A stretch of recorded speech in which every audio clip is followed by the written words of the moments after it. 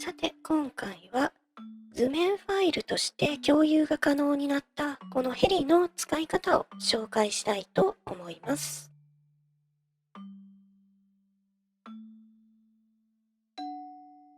バージョン 1.7 から設計図機能が追加され、他のユーザーが作ったアイテムなどを簡単に複製できるようになりました。このヘリの図面の場合は、こんな材料が必要になります。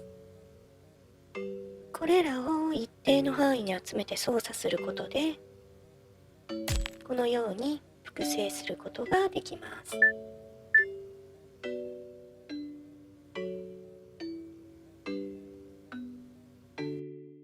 動力源は基本的には以前作ったものと同じで、操作性などを改良しています。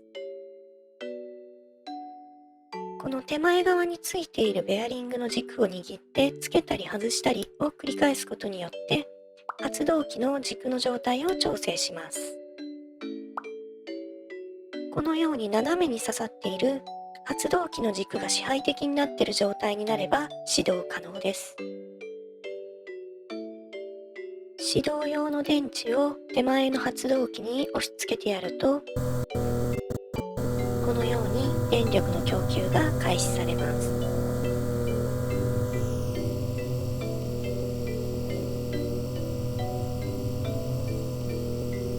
次にコントロールパネルの説明をします。真ん中から右手側に伸びているのがメインスイッチで、これを縦にするとプロペラに電力が供給されます。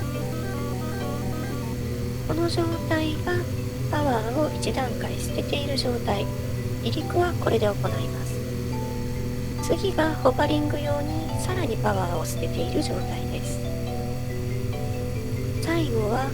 空中で使うとプロペラがほぼ静止するぐらいにパワーを絞った状態です。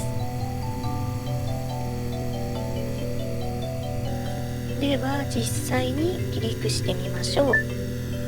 まずパワーを1段階捨てている状態に設定します。このスイッチを入れると離陸します。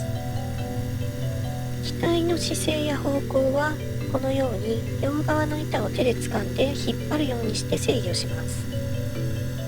では飛んでみましょう。風に流されて木などにぶつからないように姿勢を制御します。上昇が収まって機体が安定する前にフルパワーにしてしまうとどうなるかというと、こ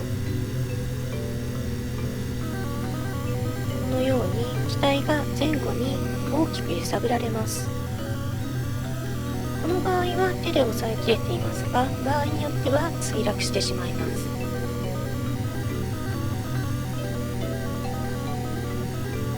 あとは立ち位置や手での引っ張り具合を調整して行き先をコントロールします。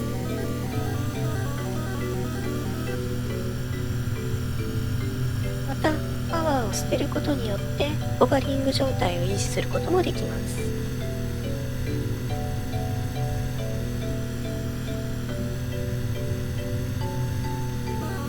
機体を降下させる場合には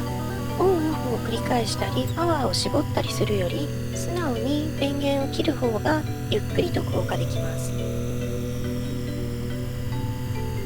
このように降下に応じてプロペラが回転している状態、オートローテーションに入ると機体がかなり安定する上、降下速度がゆっくりになります。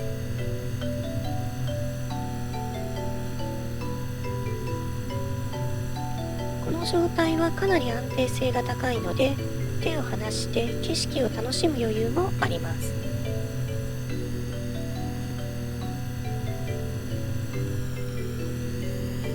振る場合はかなりグライダーに近い状態なので、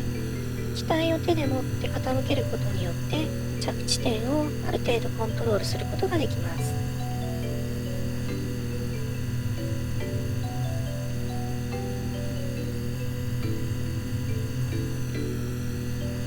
浮きの位置も以前より改善されているので、よっぽど急角度で水面に突っ込まない限りはプロペラを傷めることはありません。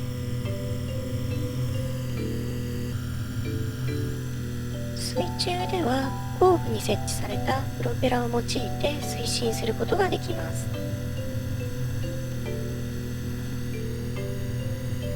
機体を掴んで方向転換ができ、簡易的な船として使うこともできます。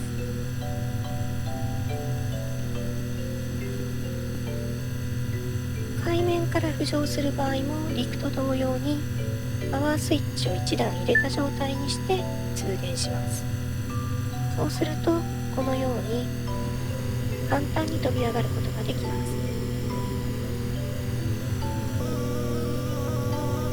立ち位置や機体のひねり方に慣れてくると、このように時速100キロ以上で飛び回ることもできるようになります。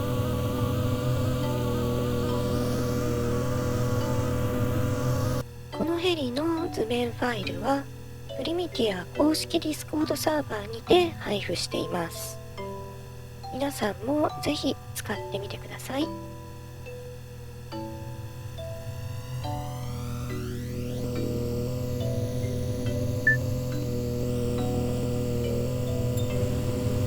それではまた。